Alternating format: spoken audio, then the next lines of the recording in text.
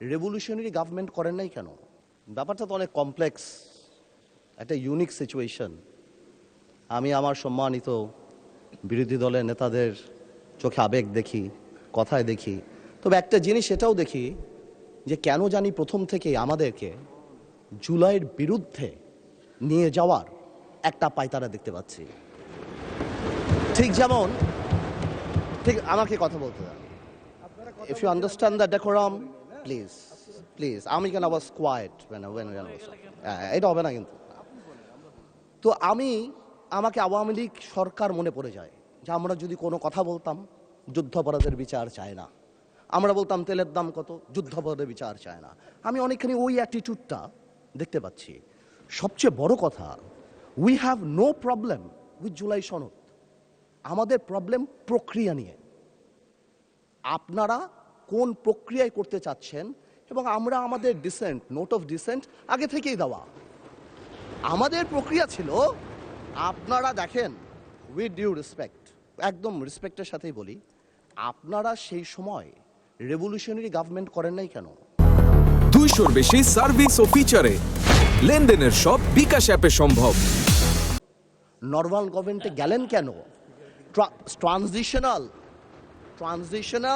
Revolutionary government করতেন। Let's rewrite the constitution, ছিঁড়ে ফেলে দিতেন কনস্টিটিউশনকে, নতুন করে সংবিধান বানাতেন। পুরনো কনস্টিটিউশনে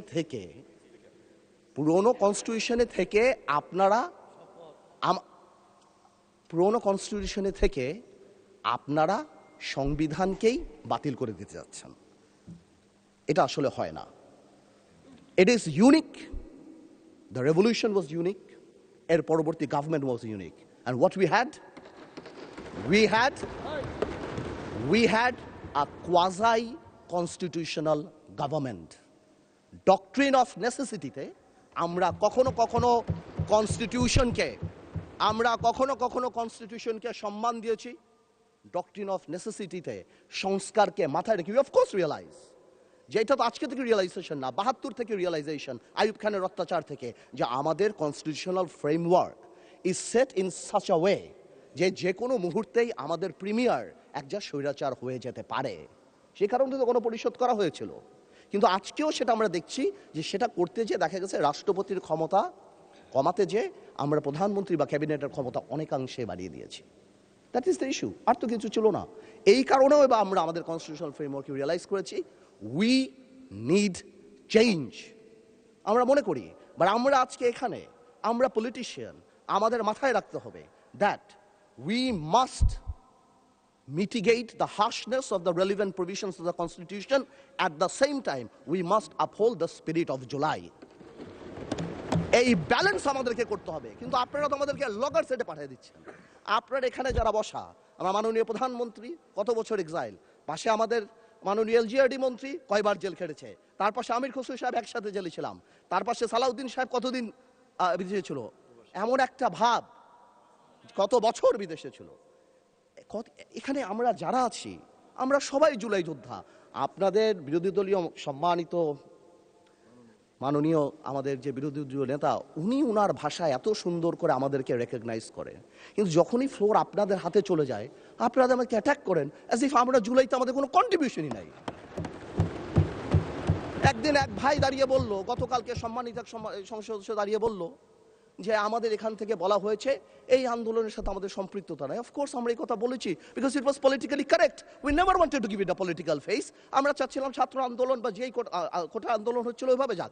আপনাদেরও আমরা যখন জেলখানায় ছিলাম, আমাদের সাথে আপনাদের মহাসচিব ছিল পরোয়ার সাহেব, আপনাদেরকে যখন ব্যান্ড করা হয়েছিল আপনারা তো কোনো কথা বলেন নাই।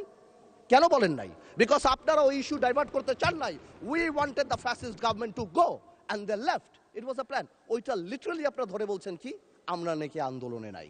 শুনেন, আপনারা 6 বলে 12 রান করেছেন, কিন্তু এর আগের 300 রান আমরা সবাই মিলে করেছি। সুতরাং আপনাদের একজন একটা কথা বলবেন, আরেকজন আপনারা আমাদেরকে লগর সেটে নিয়ে যাবেন, আমাদেরকে অ্যাটাক করবেন। আপনাদের কথা আজকে দেশবাসী বিভ্রান্ত যে আমরা নাকি জুলাই সনদ বাস্তবায়ন করতে চাই না। অফকোর্স উই ওয়ান্ট জুলাই সনদ, আমরা চাই এটা বাস্তবায়ন। প্রক্রিয়াটা কি? প্রক্রিয়া তো আপনারা ভুল করেছেন। আপনারা কেন সেই সময় ইন্টারিম গভর্নমেন্টে আপনারা সাপোর্ট করেন? বলতেন এটা ট্রানজিশনাল রেভলিউশনারি গভর্নমেন্ট করা হোক, এটা একটা রেভলিউশনারি গভর্নমেন্ট করা হোক। কনস্টিটিউশনকে রিরাইট করা হোক। আপনারা কোথা থেকে নিয়ে আসছেন সংবিধান সংস্কার পরিষদ? What status it has? এটা কোথা থেকে আসছে? আপনারা আমাদের সচরাচর আমরা যেভাবে সংবিধান পরিবর্তন করি আমরা সেখানে থাকতে চেয়েছি, আমরা সেভাবে করব। আপনারা বসেন, আমাদের নোট অফ ডিসেন্ট আছে, let's talk, let's sit down. জনগণ যদি 70% ভোট অবশ্যই গণভোটে দিয়েছে, জনগণ কিন্তু সংবিধান পরিবর্তন করার জন্য 51% ভোট আমাদেরও দিয়েছে। তো সেটাও তো গণভোট, অফকোর্স গণভোট। এই যে আপনারা অনেকে বলেন অবৈধ, আমি অবৈধ বলতে চাই না, it's too harsh, rigorous, but এটা সত্যি। এটা it cannot be traced back in the constitution, so it is a mere unconstitutional thing.